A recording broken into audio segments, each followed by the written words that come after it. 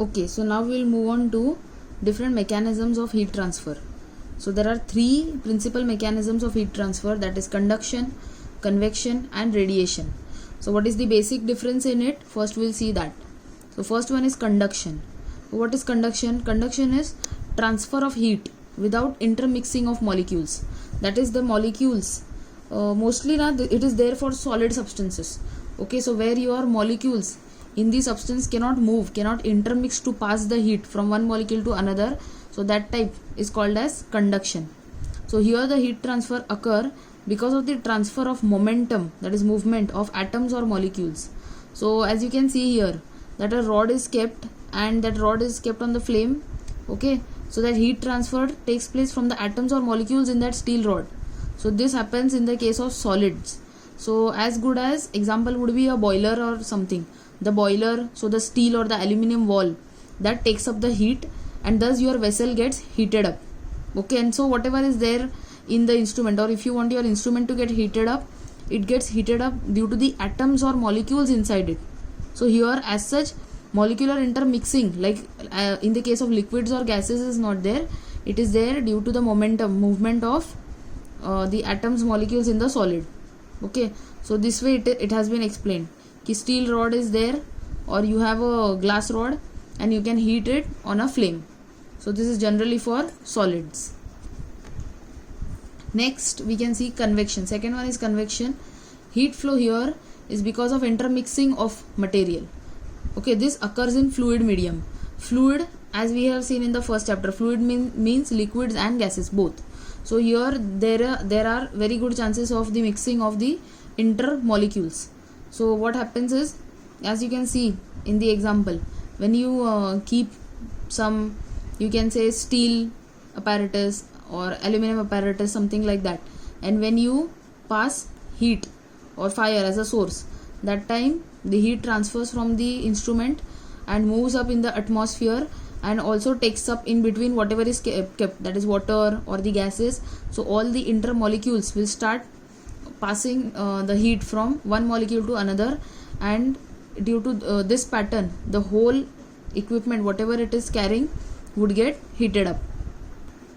So in this we can see, due to this passage of heat from one molecule to another of the same medium, we have the warmer portions, that is first whatever gets heated up from below, that would pass from warmer portions to the cooler portions, and in this way the whole medium gets heated up. So this is convection. Convection, we can see, we say na convection currents in the sea. So wind, sea breezes, all this also are example of convection currents. And third is radiation. Okay, radiation is something which doesn't require medium like the earlier ones. Conduction required the solid medium through which your heat is getting transferred through atoms, molecules. Then convection is something again you require medium, that is molecules are transferring heat from one molecule to another. Radiation is something in which medium is not required. The heat transfer is taking place through electromagnetic waves. So where is the application of radiation?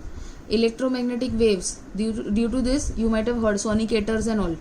So ultrasonicators, or normal usage is your solar cells, solar cookers, solar panels, all these things are there.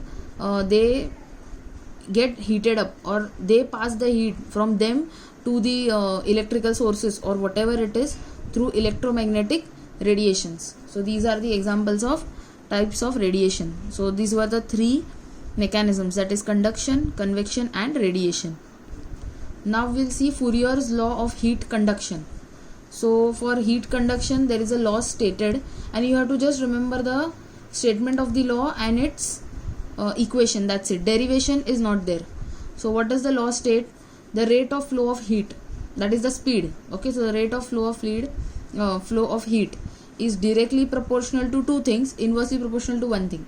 So it is directly proportional to the area, that is bigger the area more the heat would be there, and temperature drop, that is difference in temperature.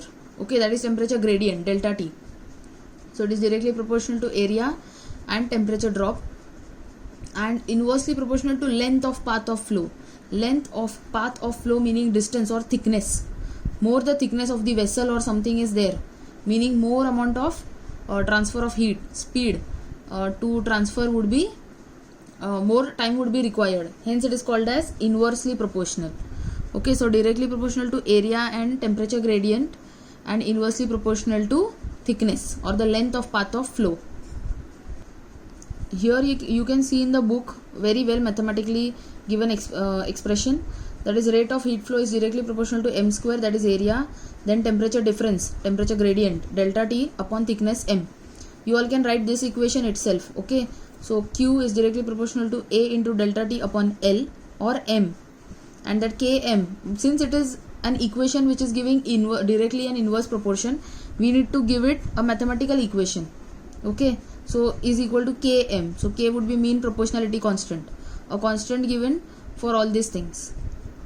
Clear? Okay, one more example of radiation is the black body, which you might have studied in your lower grades, that is 12th or something. Black body is something which takes the heat from electromagnetic radiations and gets heated up. So that is also one example of radiation. So the equation governing radiation is called as Stephan-Boltzmann law. How you had Fourier's law for conduction, you have Stephan-Boltzmann law for radiation. That is, what does it states? Flux, meaning amount of heat per area. How much amount of heat would be there gained by in certain area of radiation, that is F, is emitted by the black body, is directly proportional to 4th power of its temperature in Kelvin. So F, that flux, amount of heat per area, is equal to your sigma into T raised to 4. F is energy flux, sigma is your Stephan-Boltzmann constant, and T is temperature in Kelvin.